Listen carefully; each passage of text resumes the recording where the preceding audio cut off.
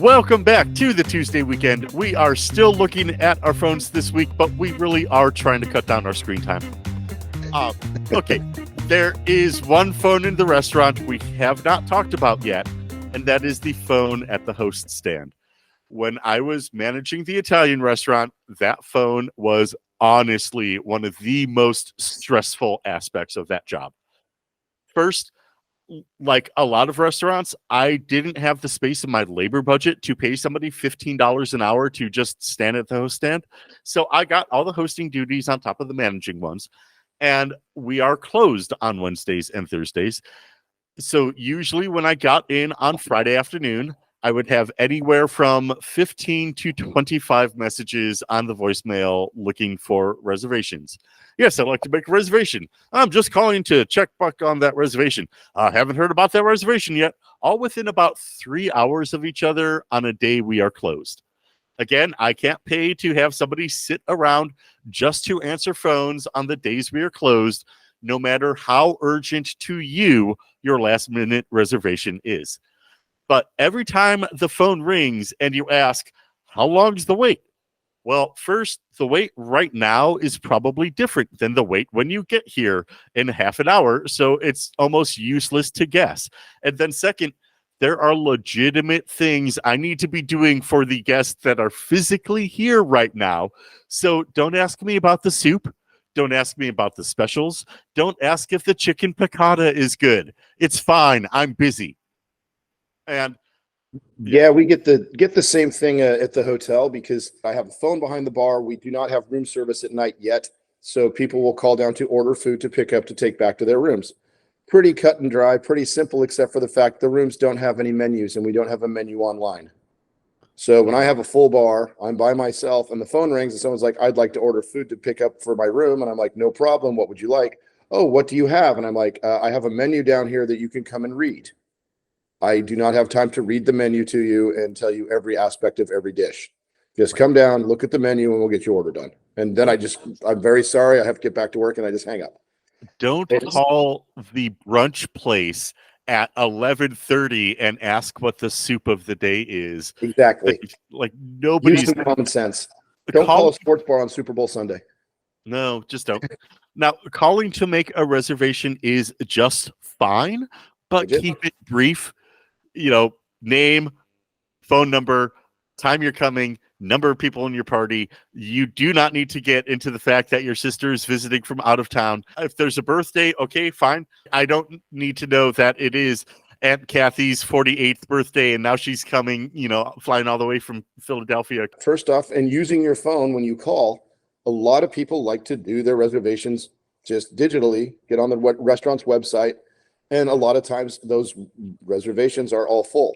People need to know and realize, and this is a nice little hack for y'all, call the restaurant. Only about 40 to 30% of the reservations are actually available digitally because we can only seat so many people every 15 minutes. We're not going to let a computer decide, yeah, we can seat 200 people right now. Right. It is a whole lot easier to control from the host end when there's not, oh, hey, another random 8-top that I need to now put in that I have somewhere. Somewhere. And you could just say, sorry, we just don't have room for that until 8:30 or 9 o'clock. Secondarily, one of the nicer restaurants out here, born and raised, really nice steakhouse, but the hosts are excellent at when they greet people. Hey, how are you doing? What's going on? What brings you here tonight? We've got tables available or we have a wait. And then when they talk to the table and get them down for reservation or when they show up, they will go up to the table captain. Yes, they have table captains and hand them a slip of paper that tells them the name of the guest, what they're there for, if it's a birthday and stuff. And that's just all the hosts, plural, taking care of that. Again, like you said, a lot of restaurants don't have that staff. These guys are charging $71 for their cheapest steak. They can afford 3 or 4 hosts. Exactly. When I made the reservation sheet out, I had a separate little notepad that was just the birthdays and anniversaries or other random things the server would need to know. And then it's up to them to actually look at that and be like, oh, wait, table 12, that's me. Yeah, that hostess phone. Oh, I'd be down by the host stand and it'd ring, and it was like a horror movie. Everyone would just look at each other. I'm just going like, I'm not answering, just walk away. Oh, God. I have never seen a group of servers flee the host stand quicker than when the phone starts ringing and I'm on the other side of the floor. because none of them want to touch it. Nope. I can only imagine, though, before cell phones, before a lot of menus were on the internet, even the greater number of calls about the menu, the hours of operation, blah, blah, blah. I also got to the point where, and I've been very good at doing this my entire career. When I would answer the phone, I would come up with the funnest name I could think of for a host or hostess without saying a host or hostess, like table coordinator or seating specialist or guest services envoy, and then put them on hold and just, there's someone on the phone for you. Yeah. And I did that once, and the manager's like, "Did you just say seating specialist?" And I'm like, "I did." Just staring at me, shaking their head like Lee Trevino from Happy Gilmore. Just don't answer the phone anymore. I'm like, "Okay, I won't answer the phone anymore." Boss says don't do it. You don't have to do it. Nope. There was one point when I was at Deer Valley, and this was a chef job. The phone in the kitchen rang. And I was the closest. That's always a weird one. Yeah. Often it's actually just the guys down in receiving, but I picked it up and answered Silver Lake Kitchen. This is Josh. How may I help you experience the Deer Valley difference? And it happened to be the food and beverage manager or director. And she was like, "Is this how you answer the phone all the time?" I'm like, "Yes, ma'am, it is." I said the exact right thing to her. Anyway, but I've said the wrong thing before. Been slam busy, just grab the phone. What? Who is this? Right. And I just hang up and it rings again. And then I'm like, "Hi, this is Nick. How can I help you?" "Did you just answer the phone?" "I did not. It was on the bar and one of the guests picked it up." And he's like, "Oh, okay. Well, this is the owner." And I'm like, "Hey, what's up, boss?" Hey, boss. I've always wondered who calls a bar. And now, sure, I guess I wasn't hanging out in bars in, the pre-cell phone era very much. So yeah, like back in the 90s and stuff, mid 90s, a little bit later is when people first started actually having like a cell phone. So you didn't see them at all. So you're sitting around your favorite watering hole and the phone rings in the bar and the bartender would almost immediately stop and everyone would stop. And he's like, "Okay, who's not here?" I was at a bar once in Tempe, having a drink, talking to friends and stuff. The phone rings, "Who's not here?" And I didn't raise my hand. I was like, "Yeah, I don't really care." And he answered the phone. He's like, "Yeah, no problem." He's like, "Hey, Nick, it's your mom." And the whole bar's laughing. And I'm like, "Okay, great." And just go over. "Yeah, what's up?" She's like, "Oh, I had to call you," and just had to tell me something. And she knew where I was at that point in time of that day because they had a really nice special. And when she visited, I'd taken her there. But when you're behind the bar, you do get phone calls for people on the other side of the bar before cell phones. I had a call at a restaurant in Mesa, Arizona, where I answered the phone. "Hi, this is what was it? Black Eyed Pea, I think is the name of the place. This is Nick. How can I help you?" And the guy's like, "Hi, this is Tony Dorsett." For those of you who are young, Tony Dorsett is one of the best running backs ever to play the game of football. Pretty much me going like, "Oh, okay, Mr. Dorsett, sure." And he's like, "Are there two women there?" And I'm like, "There's about 30 women here, but what are they?" And he describes these two women sitting at the bar. And I'm like, "Yeah, they're here." And he's like, "Oh, well, just let them know I'll be down there in about half an hour." And I'm like, "You got it. Ladies, Tony Dorsett will be down here in half an hour." They're like, "Oh, good, he's coming." And I'm like, "It's the real Tony Dorsett?" And they're like, "It is legitimately Tony Dorsett." And Tony Dorsett walked into my bar and sat down at my bar. And I'm like, back before cell phones, people would call bars to talk to people who they knew were there. And it wasn't like an irregularity. It was a constant, they didn't call at 8 or 9 o'clock on a busy night. They weren't dumb like that unless there was, like you said earlier, an emergency. Other than that, yeah, people just, "Hey, is so-and-so there?" And a lot of times you're not there and it's like, "Hey, that was your wife, Henry. You should probably go home. She sounded pretty pissed." It's like, "Oh, okay, I'll tab out. I guess I better head home." Now the other thing, and really, I'm not sure how I feel about this for a number of reasons, but people who come into a bar trying to use their phone to show you their ID. Yes. Because yes. there is not a state in the union where a picture of a driver's license is sufficient ID to purchase alcohol. That is also correct. And I'm in a vacation town for around the world, but I constantly get people who come in and have their picture of their ID on their phone, which I guess is a thing now. But we can't take it in California. It is against the law, plain and simple. Because I had a problem with the guests like, "Well, these are legal in Arizona." And I'm like, "Okay, but it's not legal here in California." So I researched it. I mentioned it to my bosses. They researched it. So now this is kind of scary because I looked it up before the show and I'm going through it again. But when I looked it up, and this has been a month, just a month, there were 4 states that it was legal in. And it was Arizona, Connecticut, Georgia, and Oklahoma. Those were the 4 states. Now it's Arizona, Connecticut, Georgia, Iowa, Kentucky, Maryland, Oklahoma, and Utah. So these states have actually gone ahead and allow you to put a license on your phone, and then they have part of their DMV website or whatever they use there. That's where it is, and you have to have that as a reciprocating thing on your phone so that you can read and make sure that it's legal. Right now, California is in a pilot phase to check out and see how that's working or not working and what they'll do. In what world is that simpler than just carrying a small piece of identification on you? People forget their IDs all the time, I guess, and lately they don't forget their phones at all. Or a lot of times when people have their IDs, they're in a case in their phone. Sure. I mean, and I suppose as a backup, the reason I don't like is if you get your phone stolen, then your credit card and your ID just got stolen too. Exactly. If they can break it open, they've got your entire world right there. Yep. But we don't take them yet, but other states do. When I was in Arizona, I was at a restaurant and I saw this guy get carded, and the kid pulled out his phone and pushed it and handed it to the server, and the server took her phone and, yep, you're good, and handed it back. It's going to be spoofed and fouled by people to make really easy fake IDs on digital, because it's so much easier to do something in that instead of having a hard copy of something. Right, because there are all sorts of watermarks in the ID that you can't, the foil thing. There's also I mean, like you've got the hologram on everyone. Like a lot of them have a raised birth date that's not where the regular birth date is. A lot of them, like the California one, has a pinhole that shows like the bear, which is kind of like on the California state logo, but you can't feel the pinholes. You have to shine a light under it to see that. For the longest time, a lot of the Chinese fakes did not have those, and like they'd hand you an ID and be like, this doesn't seem right, and you'd put a light on it and, hey, this isn't real, because they didn't have the pinholes. Well, if it's on digital and they're saying you can't spoof it or you can't fake it, I am calling bullshit, because how many times have you seen pictures on the internet on your computer on your high-res screen? You're like, oh, that's got to be real, and it's a complete Photoshop. You've never seen it before. It's never happened. My other hesitation is yet another big brother instrument to track every movement, every purchase. That's going to go entirely through the state governments.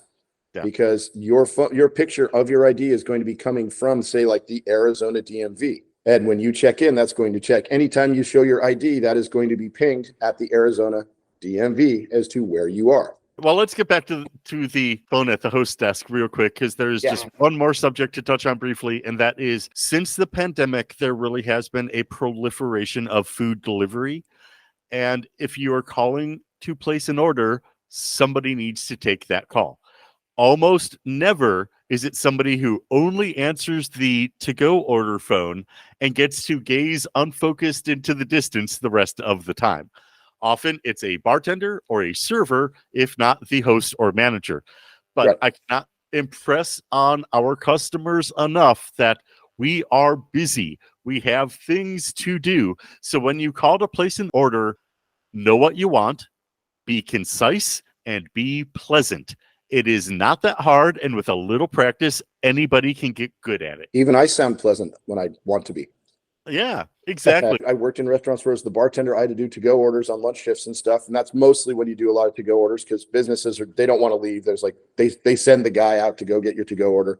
Yeah. I would take the order for, say, 10 people. Then I would go back and go through all 10 orders to make sure all 10 orders are fine. In the meantime, I'm in the middle of my lunch rush making drinks and taking tables as well. Yeah. The hosts, when they're taking a to-go order, they're taking the to-go order on their phone. The phone is ringing on other lines for people trying to get reservations. They are trying to seat people. They are trying to do their jobs as well.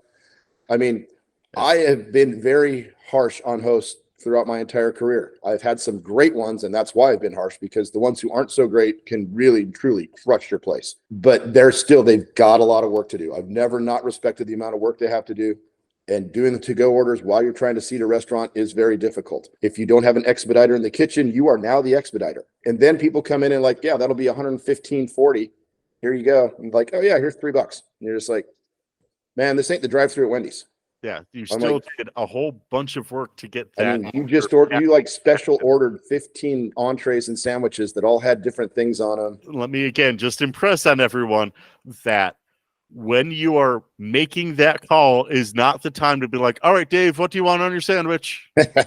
You know, that's like the nightclub scenario when someone finally gets their turn. You're like, okay, what can I get you? And they turn around, hey, what do you guys want? I'm just like, you let me know when you're ready, and I just move on. Exactly. Yeah, you mentioned earlier about like the apps and stuff now that you can just digitally do it instead of calling in. And I was telling you, there's like one out there, a POS system. POS is point of service system. It's not what you think POS usually stands for, even though Right. the one at my current job is a POS of a POS. It can be both. It can be both. It is both. But this one called Toast, where you actually you put your information in, they have the entire menu up so you can read through the menu on the app. And it'll even have daily specials if you want to add those by the restaurant, and you can order what you want, you can put in how you want it, and then they get it and it prints up a ticket in the kitchen where there's your to-go order right there for the cook and everything it says. It's very, very into being very concise on the order, and then you just go down and pick it up. You don't have to call anybody, you don't have to bother anybody, and it asks you if you want to tip beforehand. I always tip because I know that there's people working to make that food and get it in a bag for me. It doesn't just magically appear like it's on the Starship Enterprise. Press button, get food. Yeah, pretty much. And a lot of my friends who have that system, they rave about how good the to-go systems were, especially during COVID when all they could do was to-go food for a lot of places because they couldn't have people sit inside. And they said that this place was a lifesaver. This app really, really helped. And then the other, like Aloha and everybody else, upped their game to catch up, which is always nice when there's competition. It's like, well, these guys are crushing this specific thing. We can do that too. And then you get everybody getting up to date on it. So Toast is still probably the best one, but the other ones have actually gotten a lot better than they were before as far as the digital version goes, where you can do it on your phone, again, using your phone. We should get on to our restaurant shout outs. Yep. So today I will shout out the Old Goat Cafe in Heber City, Utah. Oh, yeah. I can't believe I have not thought to actually shout out. My apologies, Ryan and April. They, a number of times, I could look it up, but a number of times have won Best Sandwich and Best Cafe in Utah. And the owners are genuinely good people. The food is fantastic. They also took over one of the little coffee shops in town, and so they can hit your caffeine fix too. So yeah, check out the Old Goat Cafe in Heber the next time you are in, the Wasatch back. And I've got to back him up on that. When I worked in Park City, if anyone said, hey, I'm going to be up in Heber before work, it's like, go get sandwiches here. It's not hard to get to, and it is absolutely worth it. What was the one kind of drive-in place that had the great shakes? I believe it was Dairy Keen or That's something. it. Yep. Yeah. And that's going to segue into my restaurant shout out, Pace's Dairy Ann. Pace's Dairy Ann is a staple in Bountiful, Utah. All the kids went there in high school all the way back in the 50s when it was a drive up and a drive in where you ordered outside and the girls were on roller skates delivering your food and all that. It is still there. They still do their double country boy burger with like the mix of fries and onion rings that are great. And then they have roughly 50 shake selections. And it's all fresh berries and everything. And they are seasonal. It's one of the last places I ate before I left Utah, and probably the last restaurant I had before I moved out to San Diego here. It's been a wonderful place. It's been there since I was a little kid. It's still there. It's still not overly priced. I mean, you're going in, you can get a burger, fries, and a shake for like $10. Mm-hmm. I'm in San Diego. I can get a burger for $10. Then there's fries, then there's the shake. But yeah, the food's fantastic. It's always staffed by kids in high school. It's just one of those. I had a summer job there for a year. I worked there during high school, and that's just the people who work there. It's been there for probably 50 years. Well, and with that, I am Josh Hobson. My co-host is Nick Parkin. Music was made by Andrew Smith. Deneen Oliver does our social media, and you should check us out on our Buy Me a Coffee account. I'll put the link below. And we are going to take the next 3 or so weeks off at this point because we are hitting that busy holiday season. So we will be back in January with season 2.